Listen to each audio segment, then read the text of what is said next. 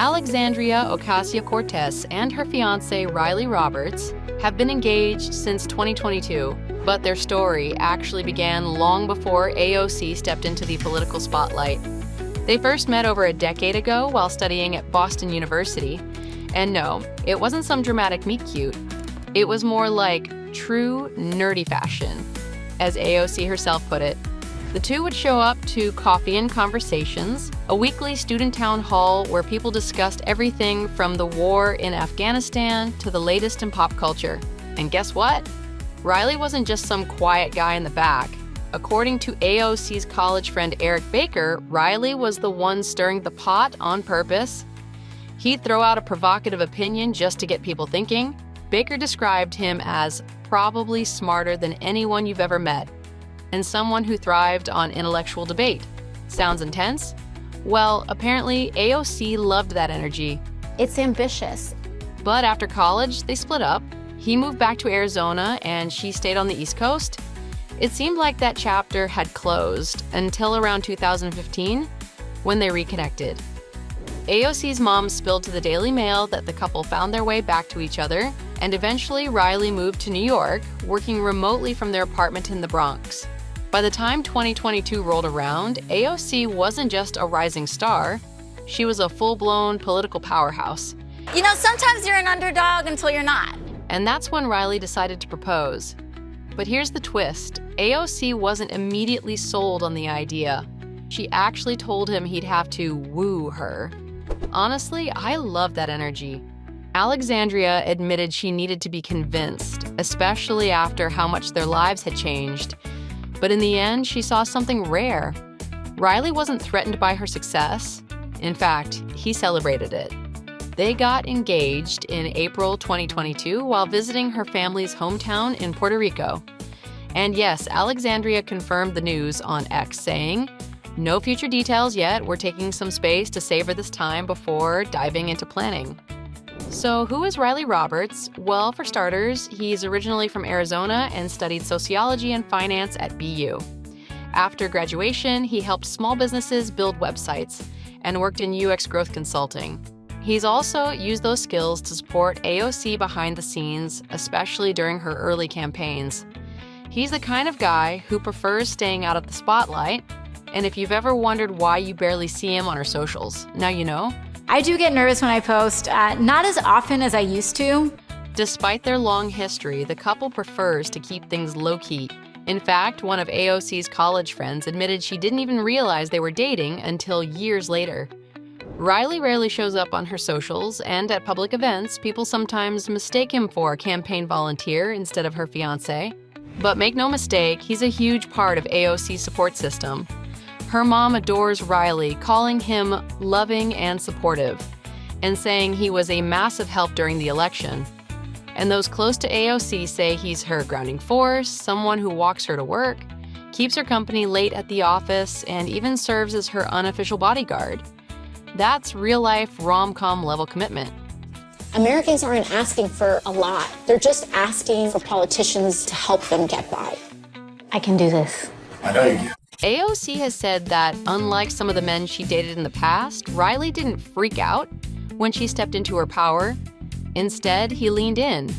She told GQ he's been deeply engaging and that he's not just watching her journey, he's in it with her, using their experiences as opportunities to grow. In many ways, that kind of connection reflects another strong political partnership, the bond between Alexandria's closest ally, Senator Bernie Sanders, and his wife, Jane. Jane has worked with me. She's not only been a wife, but a colleague for many, many years. Their story began in the 80s. Bernie was mayor of Burlington, and Jane was already juggling activism and motherhood. They married in 1988, and from that point on, Jane has been by Bernie's side through it all. Campaigns, Senate battles, and even a Soviet honeymoon. Jane was born in Brooklyn in 1950, and her early years were anything but easy. After her dad had an accident when she was 2, he became a taxi driver. Her mom went to secretarial school at night, and her brothers left school to help out. So, yeah, Jane grew up tough, resourceful, and fiercely independent. I mean, if we had had money when I was 2.5, he would have been home. In her early 20s, Jane married her high school sweetheart, David Driscoll, and the two eventually moved to Vermont. That marriage didn't last. They divorced in 1980, but it brought her 3 kids, Heather, Karina, and David. When Bernie entered her life, he didn't just become her partner, he became a father figure to her kids too. And later, when her ex-husband passed away, Bernie formally adopted them. The two even fostered 13 children together. Yep, 13. She had been a foster parent. How many foster kids did you have? 13. 13. Over Not to time. mention her own 3 kids. And she got me thinking a whole lot about the needs of children and youth. Their first meeting? Not your typical rom-com. Jane saw Bernie at a mayoral debate and said she fell in love with his ideas before the man himself. "I sat in the second row and I fell in love with Bernie's ideas," Jane told People. "We met eyes a few times, which I thought was interesting." He spoke, and it was unbelievable. I just felt that he embodied everything I believed, and I was on board. So sparks flew, and a few weeks later, Bernie asked her to dance. That was it, until it wasn't. They actually broke up for about a year because she wanted marriage and he wasn't so sure. But even then, he kept showing up for her and her kids. That steady presence in their lives ended up winning her over. Eventually, Bernie proposed, not with flowers or fireworks, but by taking her by the shoulders and simply asking. And she said yes. They got married on May 28, 1988, at Burlington's North Beach. So this is the wedding, and my daughters were my bridesmaids, and Davy walked me down the aisle. I was calm and happy and content and excited for the future. They didn't go for a glamorous honeymoon either. Nope, they headed to the Soviet Union. Not as tourists, but to help establish a sister city connection between Burlington and Yaroslavl. Practical and political, classic Bernie and Jane. He's very authentic. Before all this, Jane had already built a meaningful career. She studied social work, earned her doctorate in leadership studies, and worked with the police department's juvenile division, volunteered with AmeriCorps, and helped young people through community programs. She's done everything from bank teller to college president. Seriously, is there anything she hasn't done? They said, you need a PhD, you need to continue to do this work, let us help you get that. So I went back and I got my PhD at 50. And she's not just Bernie's biggest cheerleader. She's been deeply involved in his work. Over the years, she's taken on multiple roles, from chief of staff and policy advisor to press liaison and media buyer. According to reports, she even helped draft more than 50 pieces of legislation.